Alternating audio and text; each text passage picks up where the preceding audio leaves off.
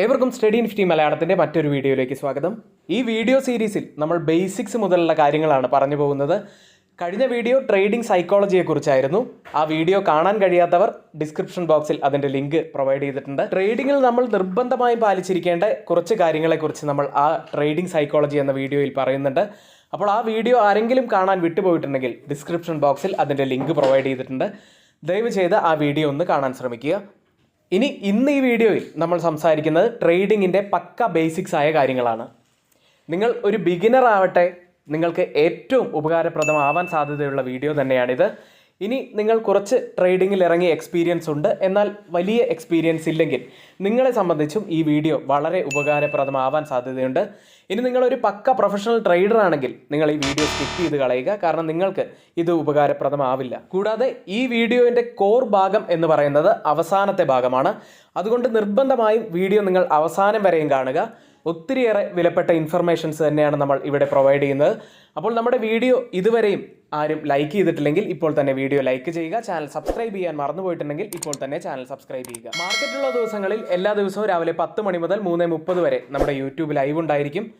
അപ്പോൾ എല്ലാവരും YouTube live കാണാൻ ശ്രമിക്കുക. നിങ്ങളുടെ സംശയങ്ങളും അതുപോലെ നമ്മുടെ വ്യൂസും എല്ലാം ഷെയർ ചെയ്യാറുണ്ട് അതിൽ. ഇനി നമ്മുടെ സ്റ്റുഡൻസിന് ഞങ്ങളുടെ എഡ്യൂക്കേഷൻ ടെലഗ്രാം ചാനലിൽ ജോയിൻ ചെയ്യാൻ താല്പര്യമുണ്ടെങ്കിൽ തൊട്ടുമുകളിൽ ഇവിടെ കൊടുത്ത വാട്സപ്പ് നമ്പറിലോ ഡിസ്ക്രിപ്ഷൻ ബോക്സിൽ ഞങ്ങൾ നൽകിയ ലിങ്ക് വഴിയോ നിങ്ങൾക്ക് ടെലഗ്രാം ചാനലിൽ ജോയിൻ ചെയ്യാവുന്നതാണ്.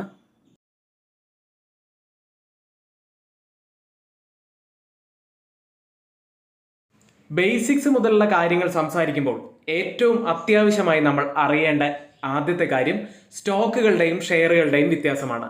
എന്താണ് സ്റ്റോക്ക്, എന്താണ് ഷെയർസ്? സ്റ്റോക്കിനെയും ഷെയറിനെയും കുറിച്ച് അറിയുന്നവർ ഇപ്പോൾ തന്നെ ഈ വീഡിയോ ഒന്ന് പോസ് ചെയ്ത് കമൻറ്റ് ചെയ്യുക.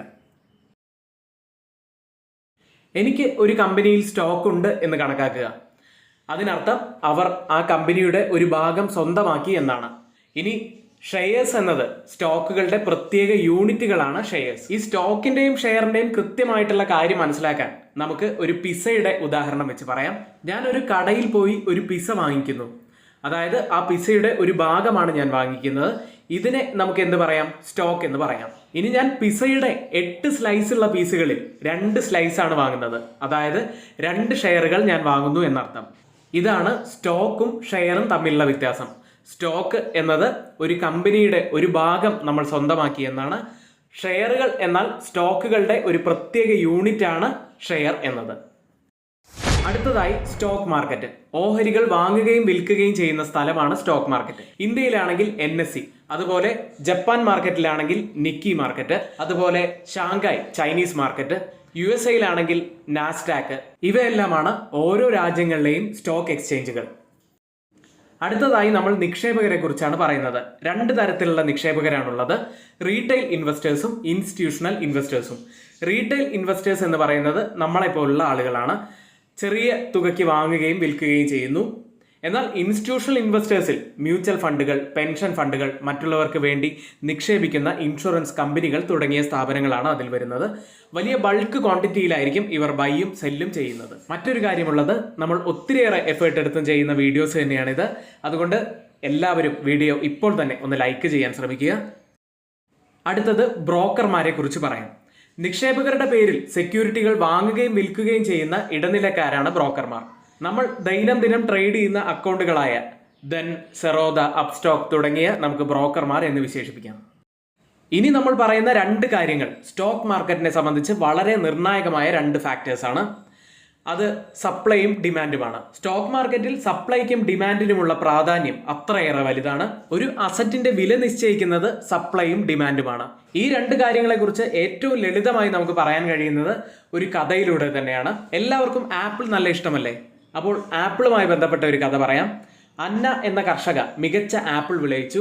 ആപ്പിളിന്റെ സീസൺ തുടങ്ങാനിരിക്കുകയാണ്. അപ്പോഴാണ് അവൾ 100 ആപ്പിളുകൾ വിപണിയിൽ എത്തിക്കുന്നത്. അതും ഒരു ആപ്പിളിന് 10 രൂപ വെച്ച്. ആപ്പിൾ വളരെ കുറച്ച് മാത്രമാണ് അപ്പോൾ വിപണിയിൽ എത്തിയിരുന്നത്, കാരണം സീസൺ ആയിട്ടുണ്ടായിരുന്നില്ല.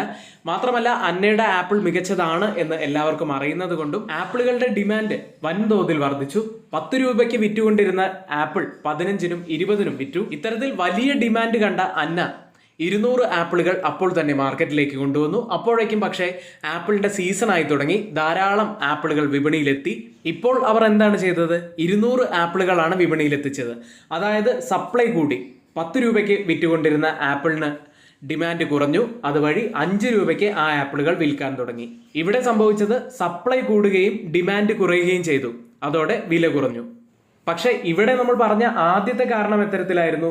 ലഭ്യത കുറയുകയും ഉയർന്ന ഡിമാൻഡ് ഉണ്ടാവുകയും ചെയ്തു. അതോടെ വില ഉയരാനുള്ള ഒരു കാരണവുമായി. കുറച്ചുകൂടി നിങ്ങൾക്ക് മനസ്സിലാവാൻ ഒരു സ്റ്റോക്ക് മാർക്കറ്റുമായി ബന്ധപ്പെട്ട കമ്പനി പറയാം. ഒരു സ്ഥലത്ത് ഒരേ ബിസിനസ്സുകൾ ചെയ്യുന്ന 2 കമ്പനികൾ ഉണ്ടായിരുന്നു.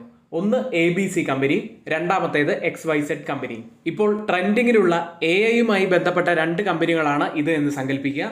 അതിൽ ആദ്യമായാണ് ഒരു AI ബന്ധപ്പെട്ട കമ്പനി നമ്മുടെ NSEയിൽ ലിസ്റ്റ് ചെയ്യുന്നത്. അതിന്റെ പേര് ABC എന്നാണ് എന്ന് വിചാരിക്കുക. അത്തരത്തിൽ ഇനീഷ്യൽ പബ്ലിക് ഓഫർ വഴി ആദ്യത്തെ കമ്പനി ABC ലിമിറ്റഡ് 1 ലക്ഷം ഓഹരികൾ 10 രൂപ വിലയ്ക്ക് ലിസ്റ്റ് ചെയ്യുന്നു. AI ബന്ധപ്പെട്ട ആദ്യത്തെ കമ്പനിയാണ് ലിസ്റ്റ് ചെയ്യുന്നത് എന്നതുകൊണ്ട് തന്നെ വലിയ ഡിമാൻഡാണ് വന്നത്.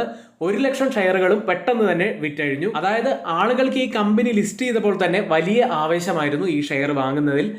അങ്ങനെ ഹൈ ഡിമാൻഡാണ് അവിടെ ഉണ്ടായത്. പക്ഷെ വളരെ കുറച്ച് ക്വാണ്ടിറ്റിയും ഷെയറുകൾ മാത്രമേ അവിടെ ഉണ്ടായിരുന്നുള്ളൂ. ഹൈ ഡിമാൻഡ് ആയിരുന്നു അവിടെ ഉണ്ടായിരുന്നത്, സപ്ലൈ കുറവുമായിരുന്നു. അതുകൊണ്ട് തന്നെ സ്റ്റോക്കിന്റെ വില പെട്ടെന്ന് തന്നെ ഉയർന്നു. എല്ലാവർക്കും അറിയാം ഈ കമ്പനി നല്ല രീതിയിൽ വളരും എന്നൊക്കെ. അതുകൊണ്ട് തന്നെ ആരും ഈ സ്റ്റോക്ക് വിറ്റതുമില്ല. അപ്പോൾ ഭാവിയിൽ 10 രൂപ ഉണ്ടായിരുന്ന സ്റ്റോക്ക് 20ലേക്കും 30ലേക്കും പോയി. അങ്ങനെ വർഷങ്ങൾക്ക് ശേഷം XYZ വിപണിയിലേക്ക് വരികയാണ്. IPO വഴി അവർ വിപണിയിലേക്ക് വരുന്നു. അവർ 2 ലക്ഷം ഓഹരികളാണ് മാർക്കറ്റിൽ ഇറക്കിയത്. ഷെയർ ഒന്നിന് 15 രൂപയായിരുന്നു വിലയുണ്ടായിരുന്നത്.